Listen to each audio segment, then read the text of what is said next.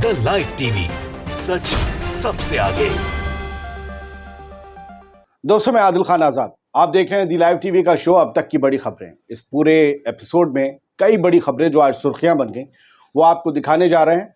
Communist party of India मार्क्सवादी के महासचिव सीताराम येचुरी का 72 साल की उम्र में निधन हो गया है। निमोनिया की शिकायत की वजह से 19 अगस्त को उन्हें दिल्ली के एम्स में भर्ती करवाया गया था। उनका इलाज 25 दिन से जारी था। उनकी फैमिली ने अस्पताल को सीताराम येचुरी की बॉडी डोनेट कर दी है। वो 3 बार CPIM के महासचिव रहे थे। उनकी मौत पर चारों तरफ शोक की लहर है। कांग्रेस नेता राहुल गांधी ने कहा है कि सीताराम येचुरी मेरे अच्छे दोस्त थे। वो भारत के विचार के सच्चे रक्षक थे और देश को अच्छी तरह से समझते थे। मैं उनके साथ की गई लंबी चर्चाओं और बातचीत को बहुत याद करूंगा। इस दुख की घड़ी में उनके परिवार के साथ मेरी गहरी संवेदनाएं हैं। अब खबर हिमाचल प्रदेश में जो मस्जिद वाला बवाल चल रहा है उसको लेकर। हिमाचल प्रदेश के शिमला में संजौली मस्जिद विवाद जल्द सुलझ सकता है और इसकी पहल खुद मुसलमानों ने की है। मस्जिद कमेटी ने आज 12 सितंबर को शिमला नगर निगम के कमिश्नर से मुलाकात की और मस्जिद के अवैध निर्माण को खुद तोड़ने की पेशकश की।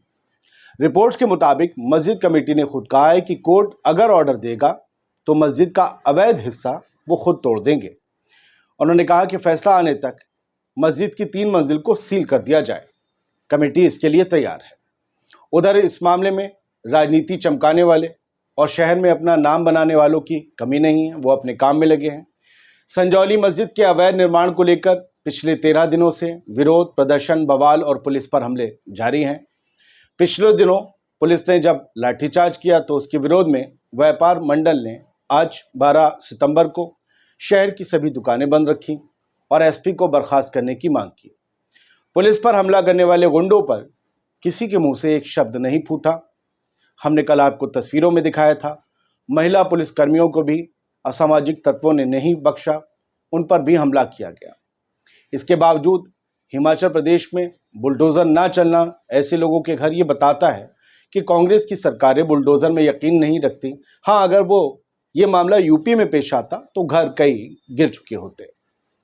मध्य प्रदेश के इंदौर में आर्मी के 2 ट्रेनी अफसरों और उनकी एक दोस्त से मारपीट करने, उन्हें बंधक बनाने और उस महिला के साथ गैंगरेप करने का एक मामला सामने आया है।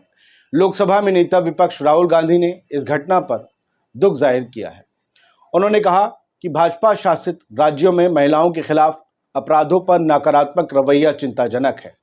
राहुल गांधी ने एक्स पर लिखा कि मध्य प्रदेश में सेना के 2 जवानों के साथ हिंसा और उनकी महिला साथी के साथ दुष्कर्म पूरे समाज को शर्मसार करने के लिए काफी है। भाजपा शासित राज्यों की कानून व्यवस्था लगभग अस्तित्वहीन है और महिलाओं के खिलाफ दिन प्रतिदिन बढ़ते अपराधों पर भाजपा सरकार का नकारात्मक रवैया अत्यंत चिंताजनक। अपराधियों की यह निर्भीकता प्रशासन की पूर्ण नाकामी का परिणाम है और इस कारण देश में पनपता असुरक्षित वातावरण भारत की बेटियों की स्वतंत्रता, उनकी आकांक्षाओं पर बंदिश है। समाज और सरकार दोनों शर्मिंदा हों और गंभीरता से विचार करें। देश की आधी आबादी की रक्षा की जिम्मेदारी से कब तक आग चुराएंगे। ये पोस्ट राहुल गांधी की थी। इस मामले में इंदौर के SP ने आज बताया कि घटना 10 सितंबर रात करीब 2:30 बजे की है, जब अफसर इंदौर के जामगेट घूमने गए थे। सभी 6 आरोपियों की पहचान हो चुकी है और 2 को गिरफ्तार कर लिया गया है। आरोपियों ने अफसरों से 10 लाख रुपए भी मांगे थे। वो अफसर की दोस्त को दूर झाड़ियों में ले गए थे। पीड़ित अफसरों के मुताबिक उनकी साथी के साथ गैंगरेप हुआ है। पुलिस ने इस मामले में गैंगरेप, लूट, डकैती और आर्म्स एक्ट में केस दर्ज कर लिया है। मध्य प्रदेश की पुलिस और मध्य प्रदेश का प्रशासन और सरकार बुलडोज़र चलाने में माहिर हैं। बहुत जल्दी वो बुलडोज़र चलाते हैं। बहुत से लोग अपील सोशल मीडिया पर कर रहे हैं कि बिना नाम और कपड़े देखे इस मामले में भी बुलडोज़र जल्द चलाया जाए। अब कुछ खबरें सीधे। प्रधानमंत्री नरेंद्र मोदी ने चीफ जस्टिस ऑफ इंडिया के घर पर विजिट की। वो वहाँ पर गणेश पूजा में शामिल हुए। DY चंद्रचूड़ साहब ने उनका स्वागत किया। उनकी पत्नी भी मौजूद थी। इसकी तस्वीरें और वीडियो सामने आए। प्रधानमंत्री नरेंद्र मोदी मराठी वेशभूषा में थे। DY चंद्रचूड़ साहब के घर उनका जाना सियासत के गलियारों में चर्चा का विषय बन गया। इसमें सबसे ज्यादा मुखर होकर शिवसेना नेता उद्धव ठाकरे वाली उसके संजय राउत बोले। अब ये सवाल उठ रहे हैं कि जब प्रधानमंत्री नरेंद्र मोदी और चीफ जस्टिस ऑफ इंडिया के बीच इतना अच्छा रिश्ता हो, तो फिर सरकार से रिलेटेड मामलों में या भाजपा से रिलेटेड मामलों में विपक्ष को कैसे इंसाफ मिलेगा? ये कहना खुद विपक्ष का है। और संजय राउत ने कहा है कि अब शंका हो रही है, शक हो रहा है कि कैसे होगा ये सब कुछ। क्या कहा है उन्होंने, वो जरा समझ लीजिए। संजय राउत का ये बयान, अगर संविधान का संरक्षक राजनेताओं से मिलता है तो ये लोगों के मन में संदेह पैदा कर सकता है। महाराष्ट्र के हमारे मामले की सुनवाई सीजेआई चंद्रचूड़ के सामने चल रही है, इसलिए हमें शंका है कि क्या हमें न्याय मिलेगा। पीएम मोदी, केंद्र सरकार इस केस में दूसरी पार्टी है। चीफ जस्टिस को इस मामले से खुद को दूर कर लेना चाहिए। इस मामले में दूसरी पार्टी के साथ उनके संबंध खुलेआम नजर आ रहे हैं। 3 साल से तारीख पर तारीख मिल रही है। महाराष्ट्र में गैर कानूनी सरकार चल रही है। एनसीपी और शिवसेना जैसी पार्टी को जिस तरह से तोड़ा गया है वो गलत है। पीएम मोदी खुद गैर कानूनी सरकार को बचाने में रुचि ले रहे हैं। तो फिलहाल सुप्रीम कोर्ट में शिंदे गुट को असली शिवसेना बताने का मामला पेंडिंग है और इसी सिलसिले में ये तस्वीरें सामने आने के बाद संजय राउत ने ये बयान दिया है। अब देखते हैं। फिलहाल भाजपा की तरफ से भी एक बयान आया।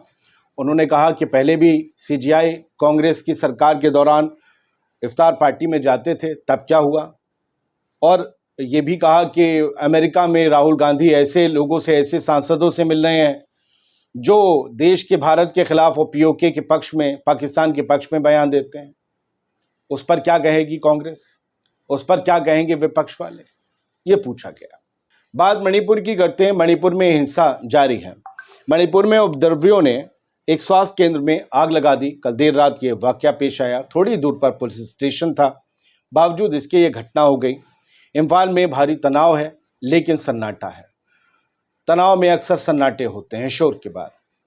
एक और बात यह है कि राज्यपाल मणिपुर से आसाम चले गए हैं। उनके पास असम स्टेट का भी अतिरिक्त प्रभार है।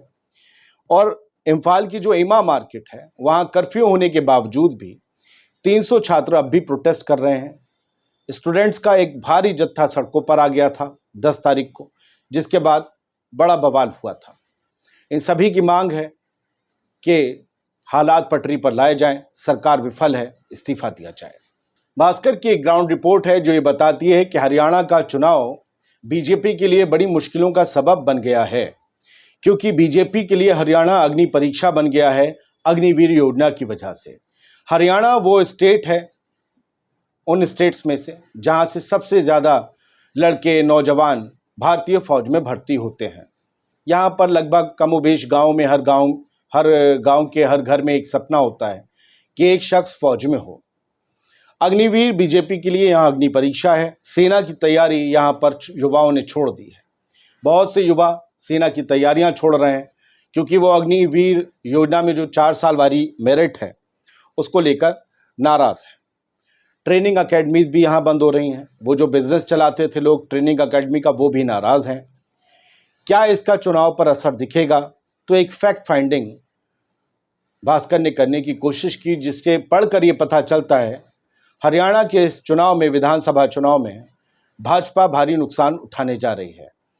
क्या वोटिंग से पहले एकदम कोई जादू होगा कि अग्निवीर में कुछ तरमीम हो जाए, या यहाँ नुकसान उठाने के बाद अग्निवीर योजना वापस होगी? देखना होगा। विपक्ष ने तो वादा किया हुआ है, क्या उसकी बातों पर हरियाणा का वोटर एतबार कर पाएगा? ये भी काबिले गौर होगा। खैर, यूपी में अवैध धर्मांतरण का जो मामला सामने आया था, जिसमें मौलाना उमर गौतम का नाम आया था, वो कोर्ट से उस मामले में फैसला आया है और ये पहला फैसला है धर्मांतरण के मामले में। इसमें उमर गौतम समेत 12 आरोपियों को उम्र कैद की सजा दी गई है। 4 को 10 साल की सजा, 12 को उम्र कैद की सजा। बड़ा मामला है और बड़ा फैसला है। मुझे याद है कि बरेली से भी या उसके आसपास से एक वीडियो आता है जहां एक शख्स मुस्लिम लड़कियों को हिंदू बनाने का दावा करता है, मुस्लिम लड़कों को हिंदू बनाता है। हमारे अखबार उसे घर वापसी लिखते हैं।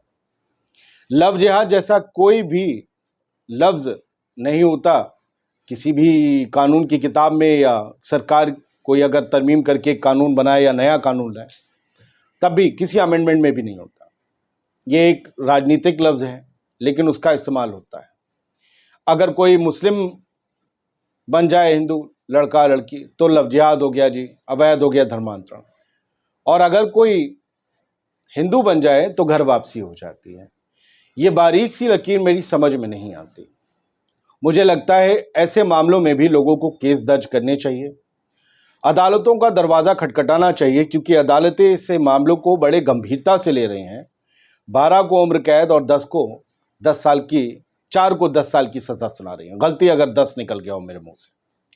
बहुत बहुत शुक्रिया इस वीडियो को देखने के लिए, और लाइव टीवी पर खबरों का सिलसिला जारी है। एक कोशिश पसंद हो तो ज़रूर बताइएगा। द लाइव टीवी, सच सबसे आगे।